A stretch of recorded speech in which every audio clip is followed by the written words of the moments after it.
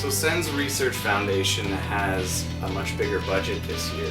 Is there anything that you hope to be able to achieve faster that you've been working on that you couldn't achieve before? We've gone through a transition, and this year we're probably twice the budget we had last year, so we're between $4 and $5 million total. We're at a stage where we've pretty much reached a point of comprehensiveness. In other words, what we've spent this additional money on is starting new projects that have been on our list that sort of filled in quite significant and serious gaps in our research portfolio. What I think will happen as we continue to grow, which I certainly hope we will, is that we will be more in the way of fleshing out the projects that we're already doing, expanding them, moving from cell culture to animal models more quickly than we otherwise could, even perhaps in some cases moving from animal models to clinical trials.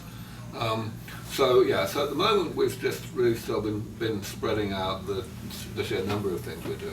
We've now got projects going in all the areas that SENS really cares about. And what would your ideal budget be? I think that we would need at least $50 million a year, and perhaps even as much as $100 million a year before we really ran out of ideas for what to spend the money on. I think that at the moment we're probably at a point where we can go about half as fast as would be possible with $100 million a year, even though we've only got like $5 million. Yeah.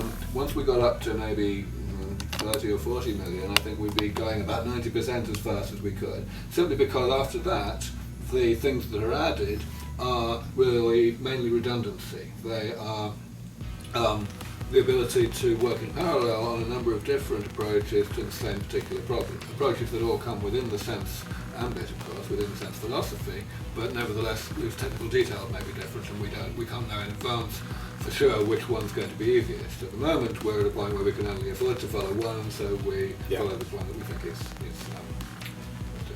And so you say your ideal budget's $50 million a year. For a billionaire, someone like Bill Gates, that's nothing.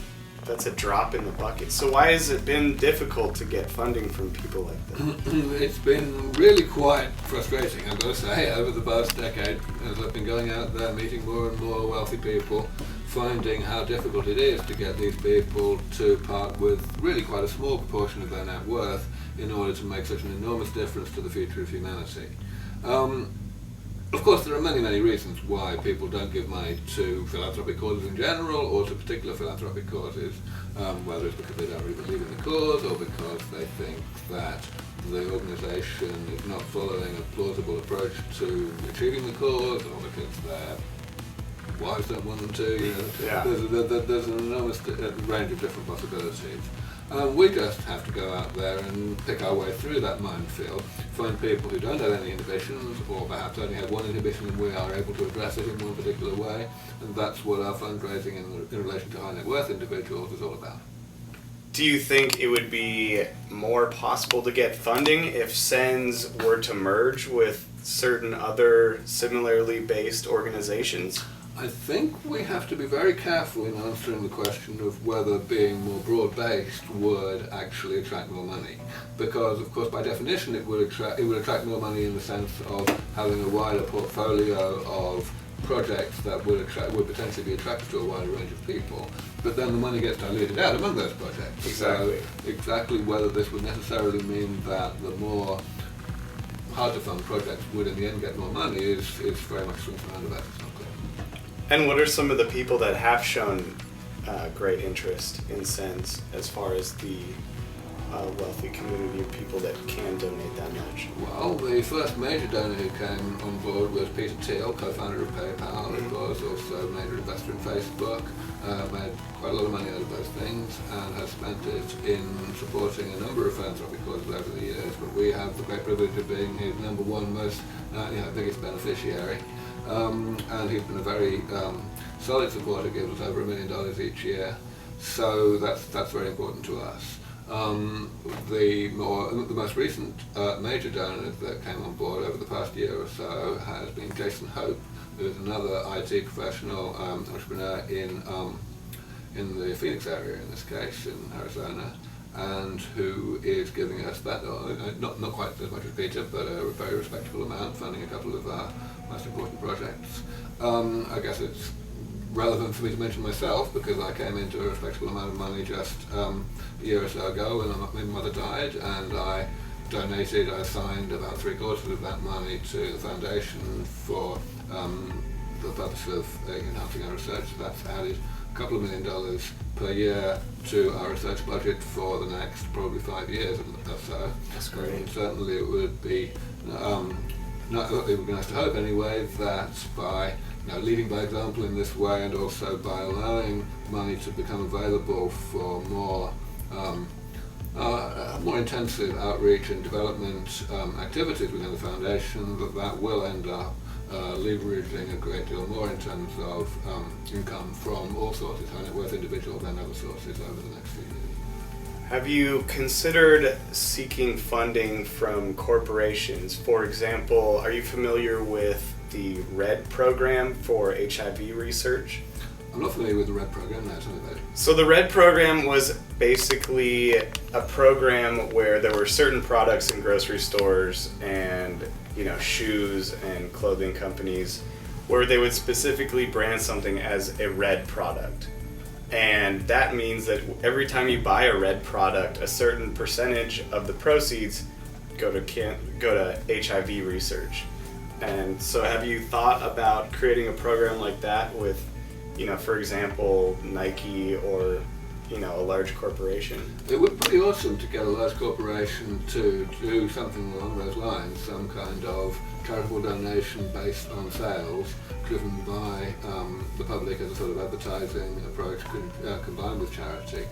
My intuition is that we're not ready for that yet, in the sense of public acceptance of the importance of this goal in the first place. That if we had that public acceptance, we would probably be able to get the sort of money we need. However, it's certainly an option that I think we need to consider for the future. Because as things go, of course, the more money we get in the door, the more we do, the more important it is to carry on accelerating and growing, and the harder it gets and the more diverse our approaches to doing so need to be. So what milestones do you hope to achieve this year, in 5 years, etc.? The milestones that we look at in the short term tend to be very technical. Of course, they tend, by definition, to be very specific things going on in individual projects, because each of the projects is quite long term.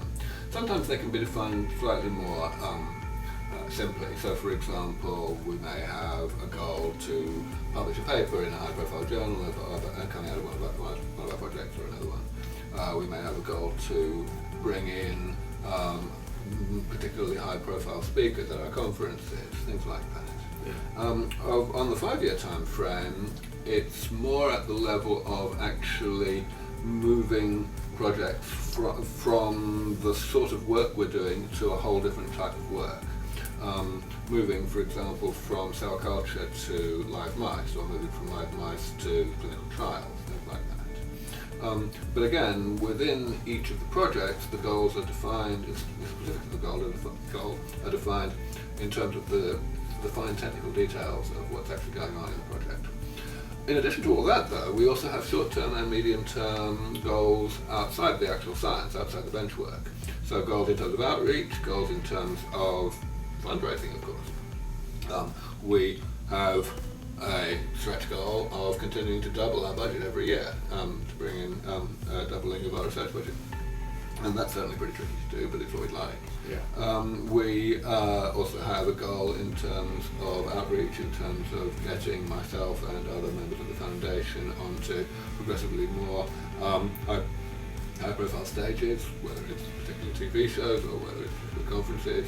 I've been on 60 Minutes and Barbara Walters and so on, but I have never been on Oprah. And Stephen Colbert. Well, you got the Colbert bump. That's true, yeah. But I've never been on Oprah, I'd like to do that. Yeah. I've never been on Charlie Rose. Yeah. In terms of conferences, I've spoken at TED, I've spoken at a number of important conferences, but I haven't spoken at Davos, for example. That would probably be pretty good. Yeah. So, in terms of donations, we've got 1 or 2 high net worth donors who've given us a great deal, but we'd certainly like 1 or 2 dozen. Yeah. And so these are the sorts of goals that we look for. That's great.